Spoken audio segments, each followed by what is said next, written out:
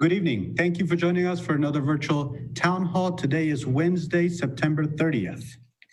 I'll start with my usual recapping of the numbers here in Ohio.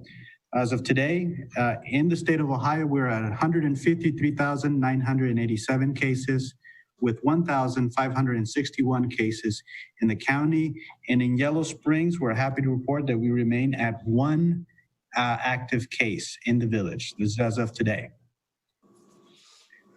We received several inquiries regarding Halloween and Halloween celebrations. As you may have heard from a previous announcement that we had canceled Beggars Night and the traditional bonfires and the candy distribution that has been the longstanding tradition for the police department and the fire department to distribute candy to children and families in the village. We've out of concern for the well-being not just of our staff, but of our residents, we cancel those activities. Now, the inquiries from residents recently have been about, well, what's happening with Halloween in general? And we're not in a position to endorse Halloween activities in general. So we're not going to declare another Beggars Night for the obvious reasons that we previously stated. We're not sponsoring the bonfires and the candy distribution. However, that does not mean that you cannot celebrate Halloween in ways that are safer than in the past. And I think Colin has talked about this in the past, and he may have a message on how to do so and safer than what we're used to. So closing on the Halloween piece, we're not going to be declaring other Beggars Nights. There will be no bonfires and no candy distribution by the police department and the fire department. However, I won't steal Colin's thunder. He has an activity plan for the fire station, of which we are a proud sponsor and partner of. All right, so that's for the announcements, my announcement. So Colin, I'll give the floor over to you. Thank you very much, Josue. Miami Township Fire Chief Colin Altman coming to you live today. And here to wish you all an happy International Podcast Day. Who knew? International Podcast Day. So because of this, I am coming to you live from my friend Jim's grandma's basement, where he has his podcast studio set up. As you can see, he does his podcast there. It's a political podcast. Perhaps you listened to us last night. We were live streaming during the debate, me and Jim, on his podcast called True Story, Bro. And I was there with Kathy Lee Gifford, noted political commentator, Kathy Bates, Kathleen Turner, Catherine O'Hara, and of course, Cathay Pacific. We were there live streaming, discussing all the politics and everything. It was a long night. With Kathy Lee Gifford here, it was really a long night, but we're recovered now. So, got two things to talk to you about tonight. Number one, Halloween. As the village manager said, the CDC has come out with guidelines stating that traditional trick-or-treating this season is probably not the safest thing in light of the COVID. We've got the potential of a second wave, perhaps even a third wave coming towards us of COVID. But because we're the fun-loving people we are at the fire department, we decided someone must save Halloween. So if someone out there can save Halloween, we'd really appreciate it. Please contact Josue and let him know. No, stop. We are actually going to sponsor, in partnership with the village and the PD and J. Carr Construction, a drive-through trick-or-treat event at our new fire station located at perhaps 101 East Herman Street, but we're still waiting on confirmation of that address. We're working on the details, but it'll be a spooktacular good time. We're going to have Karen Wintrow doing her final high wire act, and I think Dino's going to do a trapeze thing, so it should be a good time. Josue apparently juggles swords, so who knew? It's something he picked up in college, apparently, back when he was at that small college he went to. So we're looking forward to it. So watch for more details coming soon in the month of October. We're not quite there yet. So it'll be fun, quick, but it'll be safe. And you'll still get candy. So what else could you ask for? The other thing I'm going to talk to you tonight about is, and I've mentioned this before, it's the flu. It's coming. It's already here, people. The flu, seasonal flu. This is, for epidemiologists and stuff, this is kind of the nightmare scenario that we still have this massive respiratory virus going around. And now here comes the flu, the seasonal flu. On average, in the United States, about 38 to 44,000 people a year die of the flu. And this is the actual flu, not when you're sick and you're like, oh, I have the flu. No, this is influenza, which is a real disease.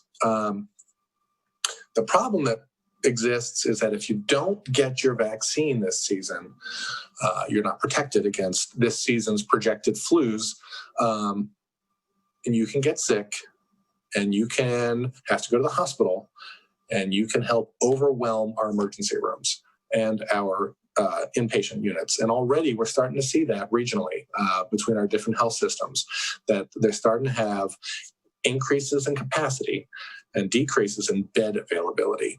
So we really need to do what we can to stay healthy. So that means getting your flu shot. It's not just for you, it's also for your family, and it's for your community. We're very community oriented here. So please get your shot. It's easy, it's quick, it can be free. You can go to the pharmacy. A pharmacist can give you a flu shot. Did you know that? Yeah, it's true. So remember that why you should get it. Your flu, if you get it, it can complicate existing issues, including coronavirus. If you have both, that's very bad. You have to get it every year because it's a different strain every year. This year's strain of the vaccine covers 3 different projected strains of the flu. So you want to get it every year. Even if it doesn't provide 100% protection to you, it's still going to help lessen your symptoms and, more importantly, lessen your chance of needing to go to the hospital. And very importantly, you not getting the flu will help protect those under 5 who are specifically very at risk, those over 50 who are also very at risk, which includes me. I'm over 50, people. I don't want your flu. Those who are pregnant, that doesn't include me at the moment, and people with certain medical conditions, including asthma, coronavirus, and other things like that. So get your flu shot. It's simple, it's quick, and let's not get all crazy Yellow Springs, Miami Township metro area on us. The myths. My favorite one, well, I got the shot and I still got the flu. No, you probably didn't get the flu. You probably got one of thousands of other things that are going to make you sick, a cold or something. Or the other one. My friend Crystal took her kid to get the shot, and then 3 days later, his head exploded. No, it didn't. First of all, you read that on Facebook. It's not true. Or if his head exploded, it's probably because he's been running arms illegally across the planet, and he was taken out by a Russian hitman. So get your flu shot. Only good things will come of it. And if you get your flu shot, you can come for drive-through Halloween trick-or-treating with me and Josue at the new fire station. So, nothing else? Signing off from this real swank podcast studio here in Grandma's basement in Duluth, Minnesota, with my friend Kathy Lee Gifford. Back to you, Josue. Thank you, Chief. Joining us tonight is also Sergeant Naomi Watson. Sergeant, thank you for joining us. Yes. Can you hear me? Yes, we can. Okay.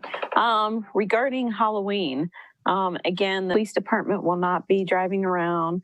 We will not be giving out candy this year, unfortunately. As far as the bonfires, as Josue already said, that is going to be canceled. There will be some officers that will be at the fire station along with Chief Carlson to assist Chief Altman with the candy drive. It goes without saying, if you choose to go there or go anywhere else, please remain safe. If your kids have costumes that are dark colored, please buy some sort of lights, whether it be the glow sticks. You can take the bike lights that we gave out over the summer. You can attach that to their costumes, but please do not let them run around with dark costumes. Make sure you keep them close to you. And if they're not with you and you're letting someone else take them, just be careful who you give them to. Besides that, stay safe. Thank you, Sergeant. Also joining us tonight is Florence Randolph. Florence, thank you for joining us. Thank you, Josue. I'd like to just announce that the Youth Learning Center is soon to be open. The application for your child to attend is online at www.yso.com. It's a fillable form. You fill out the information. If you have any questions, you can call Miss Samantha Stewart, and her number is 937-767-7209, or you can email her at sstewart@yellowsprings.oh.us. Now, the Learning Center is to help support the families of school-age children K through 12 in their homework under supervised environment. We understand that because of COVID and because of the school situation, some help is needed. And we just want to encourage the parents to take advantage of the volunteers we have. We have volunteer tutors who are retired teachers, retired professors, villagers who just are willing to help. And most of them are teachers or past teachers. So they know the curriculum and they are willing to help. The only stipulation that we have is that you must make an appointment. You can't just show up for tutoring. Make an appointment, and we'll give you 2-hour increments. We will also have some time for physical and activities for the children. And we have a few supplies. If you have any donations that you'd like to make towards the Learning Center, we are always accepting those. And we have emergency hours for situations where you must leave your child during the day, school hours, and you have to be somewhere else. So we will make appointment for emergency uses only. If you have any questions, like I say, contact myself or Miss Sam at the Learning Center. And that's all I have for that. Thank you. Excellent. Thank you, Florence. All right, Mayor Pam, thank you for joining us. It is my pleasure, as always, of course. Thank you, Josue. And welcome to you citizens, you villagers who are tuned in, and also those of you from the township. We're happy you're with us this evening. I have 3 announcements. The first one is a pleasure to announce. You know, there is an organization out there called Partners for the Environment. Partners for the Environment is an alliance of environmental organizations, government, and civic organizations, public and private educational institutions within an 18-county region in Southwest Ohio. There are more than 70 organizations in the Partners for the Environment, and we recently received a press release and notification that our very own beloved Glen Helen Association, and along with the Bruckner Nature Center, has been recognized with Partner of the Year awards. The Partner of the Year award celebrates organizations and people that work to protect, preserve, and restore the environmental and agricultural resources of the Great Miami River and the Little Miami River watersheds. So Glen Helen was recognized because it's up and running again and open to the public again. So they had a luncheon 2 weeks ago, a virtual luncheon, of course, and celebrated Glen Helen and specifically the Glen Helen Association. So we want to congratulate them, the board, the good people at the association who have done so much and who are doing so much to bring the Glen and all the associated nature back online for us to enjoy and to preserve and protect. Announcement number 2. I'm going to ask you if you remember what your plan is. What is your voting plan? PLAN. All right. You have three options with your voting plan, which is becoming closer and closer every day. And if you were like me and Colin and watched those debates last night, you realize how important it's going to be this year to get your vote in and to get it in early. You have three choices: voting by mail, voting early in person, and voting on election day. So if you have your plan in mind, as we have asked you to do, I have 4 points for each of these three options, and I want you to tell me if you have your plan in place. If you're going to vote by mail, have you double checked all the required entries and signatures on your application, whether it's for the absentee ballot or after next week when you get your absentee ballot? Man, check everything, especially the box I've heard tell about your birthday. Make sure the birthday box is in the right spot. Are you going to use the United States Post Office to return your ballot, or are you going to take it to the Board of Elections drop box on Ledbetter Road? What is the location of that drop box? Through Xenia, 42, out to Ledbetter Road, there's a light there. You turn left and it's right there on the corner. If you watch our voting video that's on our Yellow Springs homepage, or if you call the Greene County Board of Elections, they can give you very specific directions, either that or use your GPS or your phone or whatever to get you to that Ledbetter Road address. It's easy to find. How are you going to get there? Are you going to drive? Someone going to drive you? Are you going to go with someone else? What is your plan for getting there? Second choice is to vote early in person. When are you going to do it? Don't go on the first day, but maybe go on the second or third. Voting in person at the Ledbetter office starts on October 6th. And there are 28 days, which I will not attempt to recite here and now. There are 28 days during business hours that you can get in there and vote between now and November 3rd, Election Day. What's the location for our county? What's the place for early voting? Ledbetter Road, Board of Elections. Take ID with you. If you have your driver's license or a state ID, they will ask for it. And again, how are you going to get there? Are you going to wait till November 3rd? That's your third choice. What time of day are you going to go? Cast the die, roll it. When are you going to go to vote? Early, middle of the day, or late? Again, take your ID with you. Don't forget it. How are you going to get there? Check the weather. Is it going to rain? Who knows how long these lines are going to be? Take your lunch, as Michelle Obama says. Take your dinner. Who knows? Polls are open all day. So make your plan to vote so that you will be successful.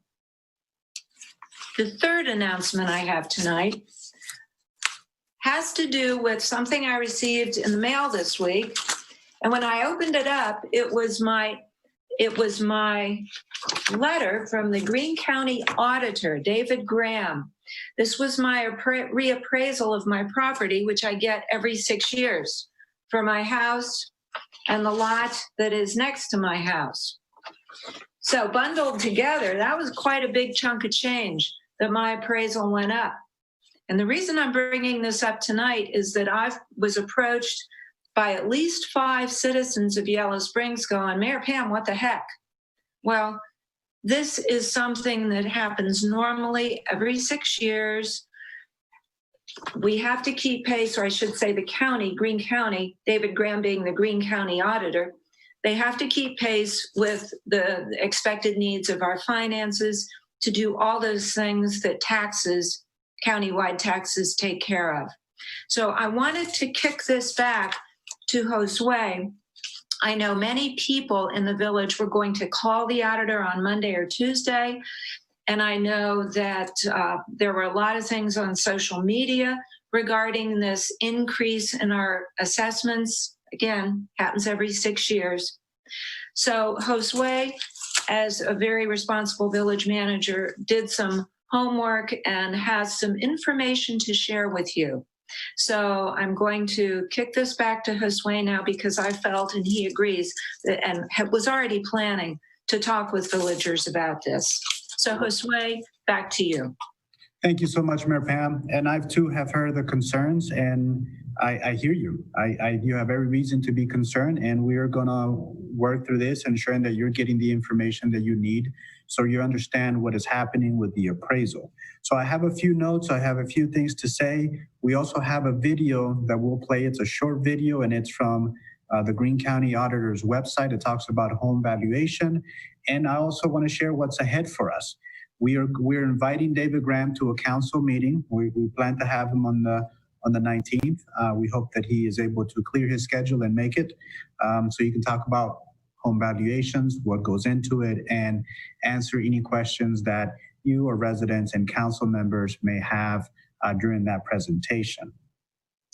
So I'll go through my points briefly.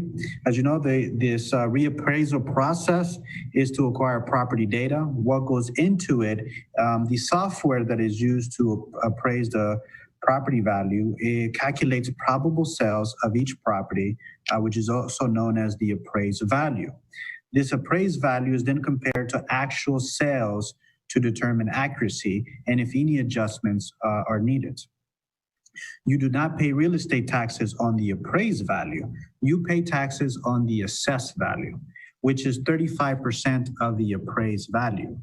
The assessed value multiplied by the tax rate produces the tax due. For example, if your property has an appraised value of $100,000, the assessed value or the taxable value is only $35,000. Now, what is it that is being taxed on that property? What are the taxes that you're paying? Well, that gets a little complicated because, as you know, there are several taxing agencies here in the village and they have very different tax levies.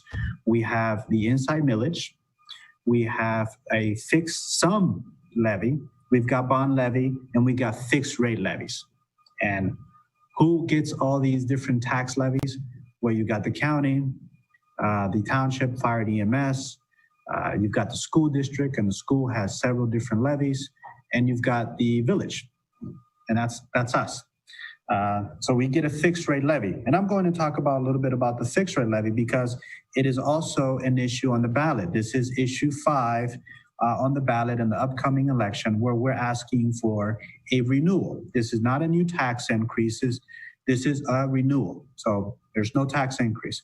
Just like the fire department had its renewal earlier on, and I'm amazed how popular the fire and EMS is because it gets over 80% of approval, and rightly so. They do a great job, and I hope that you feel as more. I'm sorry, and there are some things that I cannot say about the levy. I can only provide education, so I have to watch my words because I am a government employee and an official for the village, so I have to be very cautious of what I can say about the levy. I can only provide information. I can provide educational resources and information on the levy. I cannot advocate for one or the other, for or against the levy. I'm restricted in doing that. So I took a pause from what I was saying because I didn't want to say anything inappropriate. So we have a fixed tax rate levy that is on the ballot, issue 5 in the November. As part of that levy, I will be providing information on what that levy and how that tax factors into your property value. So for tonight, what I want to share is that we have a fixed rate levy of 8.4 mils. This provides a little over $700,000 in tax revenue for the village. This was an important levy to put on the ballot initially because state funding decreased to the village and local governments by 80%. And without this levy, we don't generate enough revenue to fund both mandated and non-mandated services. And mandated services are those that we have to provide. We have to provide public safety, we have to provide road services, and there are other things that while I think that they're essential, the state government may not see as essential, which would be parks, pool, and other social services, such as education center and other things. I think that those are critical services that every community should have. So short, without the levy, there wouldn't be enough revenue to cover all those expenses. No cost-cutting measure could provide enough revenue to support the necessary village services. So that's information on what the levy does for us. At the upcoming council meeting, I will have financial data that outlines the revenue that comes in from tax levy and where is it used in our budget, in our general fund budget. I have a short video that before I go on to the video, there is something I want to share that, and I mentioned this earlier, that because there is no single taxing entity, it adds to the complexity of figuring out where your taxes go and who gets how much tax. I want you to know how the fixed rate tax levy works. That in the reappraisal, because we get a fixed tax rate levy, if in the appraisal the property, the assessed value of the property goes up, that doesn't necessarily mean we get additional revenue, not from the outside village. That effective millage rate gets readjusted to ensure that we get that fixed amount. So if your rate went up, the effective millage actually goes down to make sure that the exact amount, the current expenses are the revenues that we are entitled to and are the revenues that are delivered to us. So I will now share a video. And Sean, I may need your help on this. I think I'm tech savvy, but let me see if we can set this video up. Okay, there's the video. Now we're gonna share it.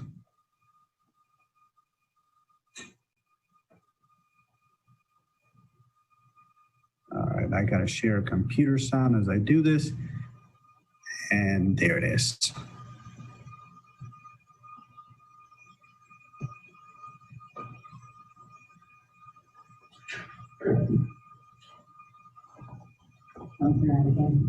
You don't hear anything? Oh, okay. You enjoyed. Your home had value. Let me start it from the... Remember when you bought your first home? It was a dream come true. The value of your home wasn't just measured in its price. It was also measured by the good neighbors you knew and the quality of life you enjoyed. Your home had value. Each homeowner knows more about their own house than just about anyone. That's why every homeowner has an important role to play in the home valuation process performed by your county auditor. Let's review how homes are valued. The first step is collection. Home reappraisals happen every 6 years by state-registered appraisers who physically visit each home in the county to update information on your home. These field reappraisers seek to meet homeowners to discuss property characteristics like land size and type, age, quality, condition, number of rooms, and other important information about the property. The second step is analysis. The county auditor's office examines the property information to check the accuracy and fairness of the initial property appraisal. The office establishes neighborhood boundaries, then looks at historic trends and actual sales over the last 3 years within these boundaries to determine the estimated fair market value of properties. The third step is the setting of the home value. The estimated fair market value is used to gauge the home's value and set the appraisal. The fair market value simply means the probable price each property would sell for in a typical open market between a willing buyer and a willing seller. The fourth step in the home valuation process is feedback. When the county announces the completion of the property valuations, all records are made available for public inspection. Homeowners who have questions or concerns about their valuation can set up a face-to-face meeting with a county representative. This feedback is designed to ensure a more fair assessment of your property. How do you provide feedback to your county auditor? When questioning a valuation, it is helpful to ask, was something missed when your home was reviewed that might change your valuation? Would you sell your home for the current appraised value of the property? Property owners can appeal in an informal or formal manner. Just contact your county auditor's office to discuss the avenue that works best for you. The fifth step is the review of your valuation. After the county auditor's office has examined your feedback and taken your input, the valuations are sent to the state for review and validation. This is just another step to ensure that the valuations are fair and accurate. The last step in the home valuation process is the finalization. When the county auditor announces the completion of property valuations, all records are made available for public inspection. Your home has real value, and the county auditor's office wants to ensure that the proper value is determined in an open and fair manner. Remember, homeowners have some valuable tax breaks and reductions available that can help reduce property taxes. Owner-occupied homes are entitled to a 2.5% tax rollback. Homeowners who are at least 65 years old or permanently disabled may be eligible for the homestead exemption. The current agricultural use value program exists for eligible agricultural property, and reporting damaged or destroyed property may reduce its appraised value. Contact your county auditor's office for information on these programs. To learn more and find applications, visit our website at www.yourhomeyourvalue.org. Remember, it's all about your home and your value.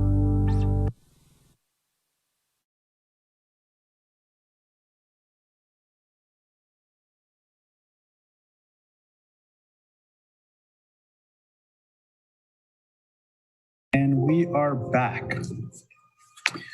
So I want to remind you that we will be inviting the county auditor to present, and he'll be available for questions during that time.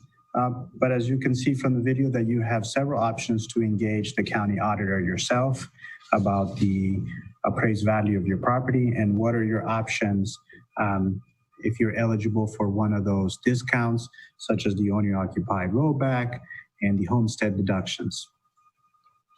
So with that, we will now open the floor for questions. Philip, we've got some questions. Okay. All right. I see a question from Athena Fannin. Mayor, this is for you. For Mayor, do you know if you are registering to vote, if you can put the registration in an envelope and drop it off at the drop box, and what do you need to put in the envelope?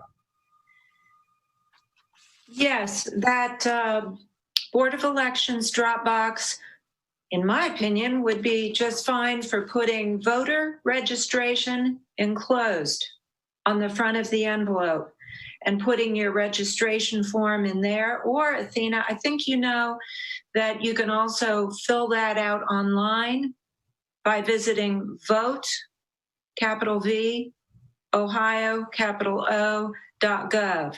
And the registration form is on there. You can or you can do it online totally, or you can, of course, perhaps you've already done this, download the application, fill it out, and put it in an envelope and return it. You already know, if you've already filled it out, that there are four bits of information that you need. Ohio driver's license or state ID with the number, of course, your name, date of birth, address, and the last four of your Social Security.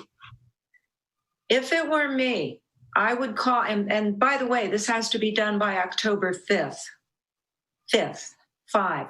So that's coming up next week. Yes, next Monday. You have to be registered to vote by next Monday. I would call the Board of Elections on Ledbetter Road tomorrow. Tell them you've got your application all filled out and that you want to make sure that you're depositing it in a place where it's going to be received in a timely manner.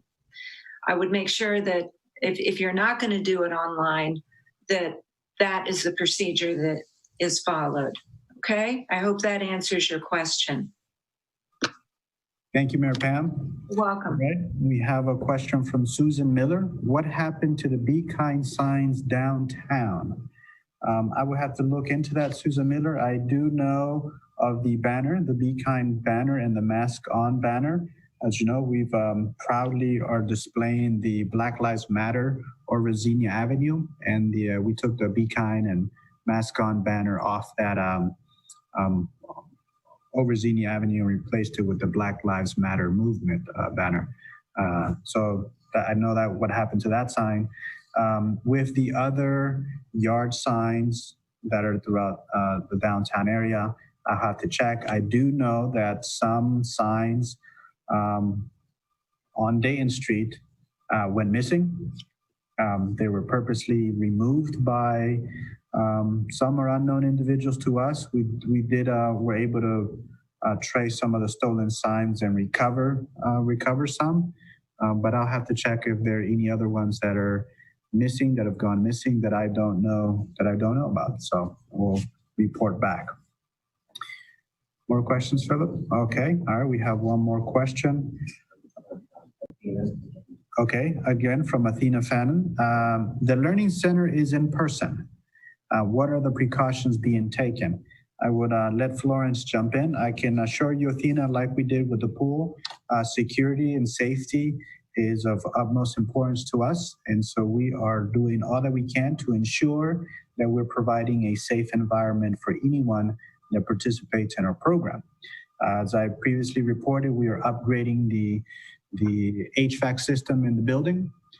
But that's not enough. We are do more, regularly washing hands, regularly cleaning surfaces, and I'll let Florence take it from there. We are following the guidelines for space that Chief Altman has given us and the occupancy guidelines, and we're following the health department guidelines. We have the washing your hands, the sanitation stations, and the distancing, and the cleaning every 2 hours. So we're following all the guidelines that have been given us by the health department. All right, Philip, any additional questions? Okay. All right, so no more questions. I'm going to close out with some public service announcements. If you drove through downtown or South Walnut, you'll see that our crews are hard at work. We are doing road resurfacing, and we're also doing sanitary sewer relining in select streets. You might have heard me talk about this for the past few months, that we were very actively and aggressively looking to reline sanitary sewer lines because they're at risk of collapsing, and that would be detrimental to our infrastructure and the flow of sanitary waste down to our plants. So we needed to jump on that work ASAP, and that work started last week. So you'll see our crews around for the rest of the week, hard at work doing road resurfacing and sanitary sewer relining. If you are an affected household by the sanitary sewer relining, the contractors are to put a door hanger on your property, providing notice that there's work being done to the lateral sanitary sewer going to your property, and that there could be some disturbance, either bubbling or smell coming back to your system, and that depends on how the sanitary hookup from your property to our system set up. So if you have, an example would be if you have a floor drain, you could get smells coming back through that floor drain. All right, so that's in the works now. If you do not get one of those door hangers, please let me know. Reach out to my office, and I want to make sure that everyone's being informed of the work that's happening in and around their household. All right, do we have more questions? Oh, I'm sorry, we got one more question. This is from Sue Parker. Where in town can people get flu shots? Chief Collin has signed off. He had another meeting to get to. But Sue, we are going to follow up on that, and we're going to report on if there are any locations in town where you can access the flu shots. So we'll report that back out at latest at the next virtual town hall, if not sooner. Thank you for that question. Very important question. All right, so that's it for questions. Thank you so much for joining us for another virtual town hall. We'll see you here next week. And reminder, council meeting is on October 5th. That's next Monday, which is also the date that you must register to vote. So with that, good night. Thank you.